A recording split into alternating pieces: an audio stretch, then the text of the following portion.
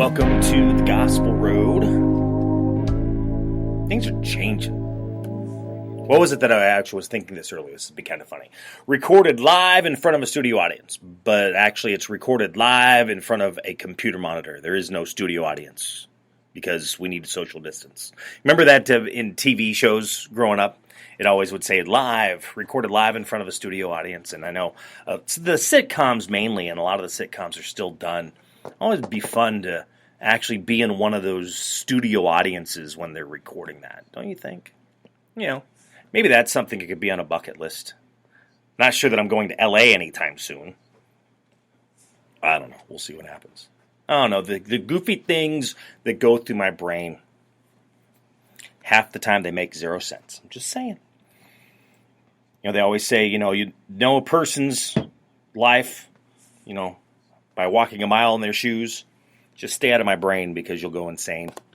All right, so hopefully everyone is holding tight and keeping sane and holding your mental stability. I don't know.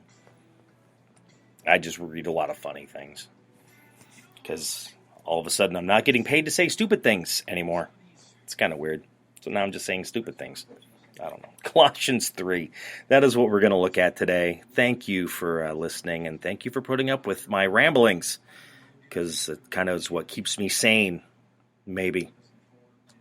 At least that's the hope. But yeah. Anyway, Colossians 3. Here we go.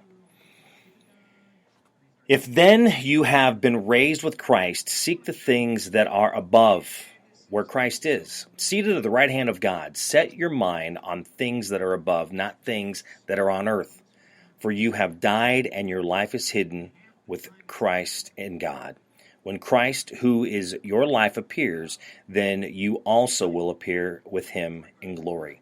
Put to death, therefore, what is earthly in you, sexual immorality, impurity, passion, evil desire, and covetousness. Covetousness. It's easy for me to say, which is idolatry.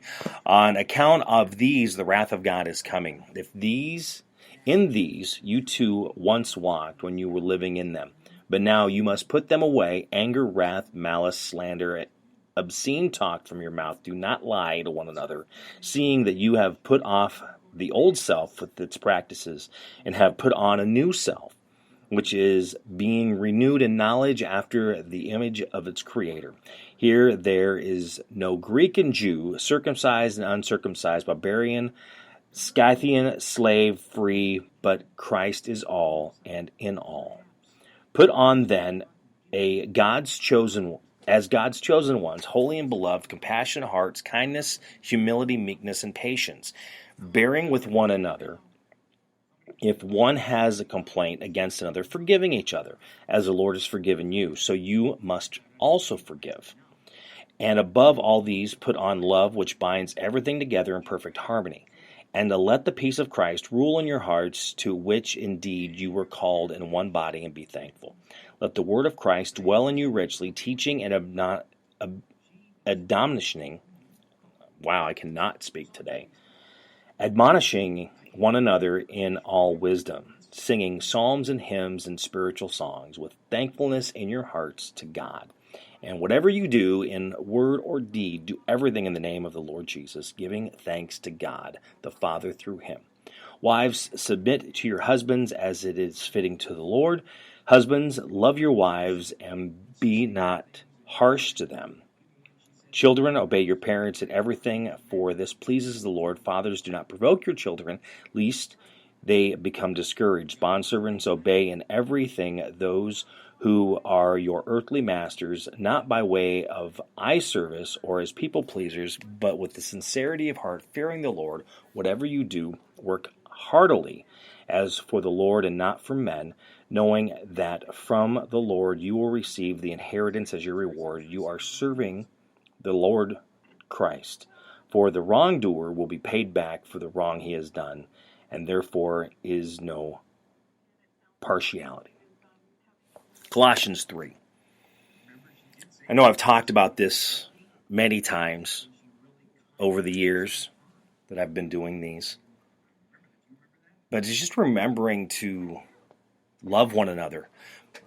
in the crisis that we're dealing with, we're seeing a lot of that. We're seeing a lot of compassion, but we're also seeing a lot of people that are not being very compassionate. The hoarders, they're trying to keep everything to themselves. But it's in many ways we need to kind of figure out what it is. Find that medium. Again, taking care of your family, taking care of you, but at the same time, showing kindness and patience and humility to others. So in other words, if you don't need 10 packages of toilet paper, you only need one, get one. That's an easy example. But in many ways, we've got to figure out, when we see crises like what we're in now, you see where people can come together. But at the same time, you also see where people pull themselves apart because everybody has that mind of their own of this is what we think, you're not doing this. And then they start pointing fingers and then they're blaming everybody because they don't want to take any responsibility for themselves. And we see that when we're working with coworkers. We all have that one person that drives us nuts because they're not doing their part of the work. I remember doing that going to college, and then, we're working as teams now because when you work in companies anymore, you work in teams. So that's kind of how they're doing that. And no matter what, you all get the same grade, and it doesn't matter the person who does all the work or the person that does the least amount of work. Everybody gets the same grade. Now, you do the best you can to make sure everybody's doing their part, but there's always somebody slacking. And there's always somebody that's doing more. And then you get frustrated. And sometimes that person that's not doing a lot, they're great at pointing fingers and blaming. It's this, it's that, it's you, it's whatever it is. Then, of course, we have to sit there and try and love them and say it's okay. And it gets frustrating when you deal with that. But it's remembering no matter what happens when you get frustrated with somebody to kind of forgive them, to kind of let it go, to take that next step. Moving on and not dwelling on it. Again, I know I've said it before, I've messed up so many times that I probably could have been fired from so many jobs, but, they gave me the grace, the mercy. They got mad at me, and then we moved on. And did not take the responsibilities away because, again, I proved later that I am capable of doing this. Being in a position when you're managing or even being when you're working with others, showing that kindness and that compassion. Because we've heard this many times. You're not sure where a person they are in their life. They could have had a really bad morning. They could have got really bad news that day, and they're just not having a good day. Now, after a while, if they keep having a bad day, there might need to be a conversation. But it could just be that one day.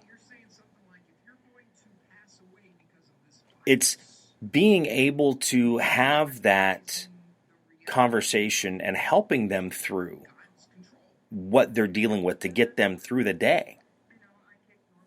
Maybe it was such a bad morning that maybe they should have called in sick, but they didn't because maybe they have no vacation left. They have no sick time left, so they're not able to. Maybe they haven't earned it yet. Maybe they're working part-time, so they're not able. They've got to work. I know what that's like. If I don't work, I don't get paid.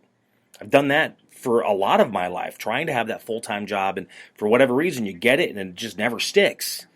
Like Teflon. They don't stick to me, because nothing sticks to Teflon. Just saying. Showing that compassion, sharing that compassion, being kind, being patient. Is it easy? No. Do I fail? Yes, every day. People drive me nuts. In fact, conversations, and I think I've shared it with them the past few times, of how I am an introvert, and they just go insane of how are you introverted when you do what you do? Okay? Realize what I do. For the most part, my job is sitting in a room by myself with four walls, staring at now a computer screen. Years ago, I was lucky if there was a window, I was staring at a wall or staring at paper.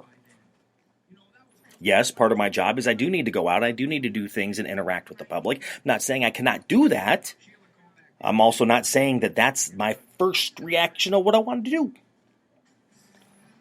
A lot of times I have conversations with friends because they're like wanting to do something. I'm like, yeah, have fun. Go do it.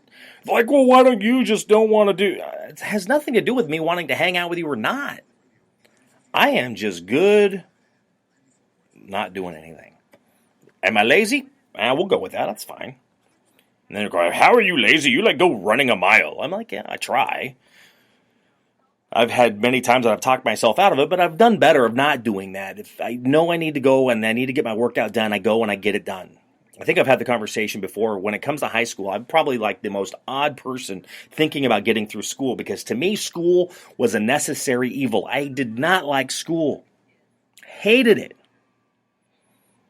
I'll be honest. I was growing up bullied so very much so. So I didn't like people, didn't like being around people. I was better off just being off on my own in a way because kids don't say nice things. Guess what? Adults do not either. Not thinking about the words that come out of their mouth. But through this, I've become very much introverted, not an extrovert. I keep to myself. I tell people I go to an event, go to a party, you will find me most likely the one standing in the corner, not saying a word, while everybody else is chatting it up. I'm terrible at small talk. Terrible. But I do my best. And can pull things off when I need to. Remember, when you're having that conversation, when you're trying to deal with a coworker, when you're trying to deal with that person that you are managing, just dealing with a friend, family member, you need to understand who they are and what they're going through. And a lot of times we don't get that because we're too focused on ourselves.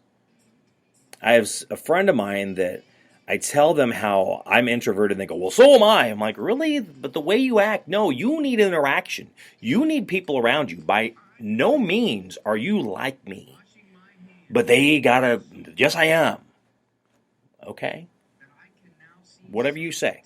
I'll let you just, I'm not a psychiatrist. I'm not a doctor. Just me sitting here doing my thing and certainly do not need to argue about it. But again, trying to do the best that I can. Putting on that new self. I mean, right now we're kind of learning to put on our new selves because we're living in a different normal in life right now because of the big pandemic that's happening with what's happening with the coronavirus and looking at what's happening worldwide. I was actually doing a little research and looking at the Spanish flu because I saw someone share with me that one of the last times that we've seen kind of the shutdowns that we're seeing now was during the Spanish flu, which was around 1918, which lasted almost 3 years. I mean, it was from January 1918 through December 1920. That was a long time. So again, how long are we going to have to deal with this right now? Nobody really knows. But we got to make the best of it and do the best that we can. And do your best to take care of you, but then also be kind and think of others too and being compassionate. Praying for them, loving them, supporting them, helping them. I've said this many times. If you're an introvert, think of your extroverted friends. Be sure to be checking on them because they're not doing okay.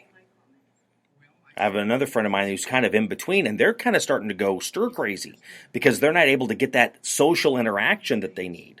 They like to be alone for a certain amount of time, but they can't be like that every day. They need to have that interaction with people. They need to be checked on, just seeing that they're doing okay. Am I doing okay? Well, today, tomorrow, later, maybe. We all have our ebbs and flows, ups and downs, as we're trying to deal with all this. But just try to keep your wits about yourself. As I always say, Colossians 3, read that. What does it say to you? How does it speak within you? And I think we need to remember that compassion, and that kindness and that patience. And that's the part that's really today is reaching out to me. Living in harmony, because we're not living in harmony in the world right now because of what we're dealing with. And of course, we're dealing with stuff every day. And I'm saying, even before this, I certainly did not see a lot of harmony on a daily basis. And it's something we really need to strive for. Being able to live with one another, deal with one another, handle one another. But I know many of us like having our opinions and like to get our opinion on everybody else, because I've done it. I'm not saying that I don't still. I try not to. Try to be my best. But I fail. I do. Colossians 3. Read that for yourself and just keep your hope, keep your faith, keep pushing forward. Do the best that you can. Be the best that you can be right now, even though how hard it is. Help others be the best that they can be, even though it's hard right now. This too shall pass. It just takes time. Thank you for listening to The Gospel Road. Have a great day. God bless.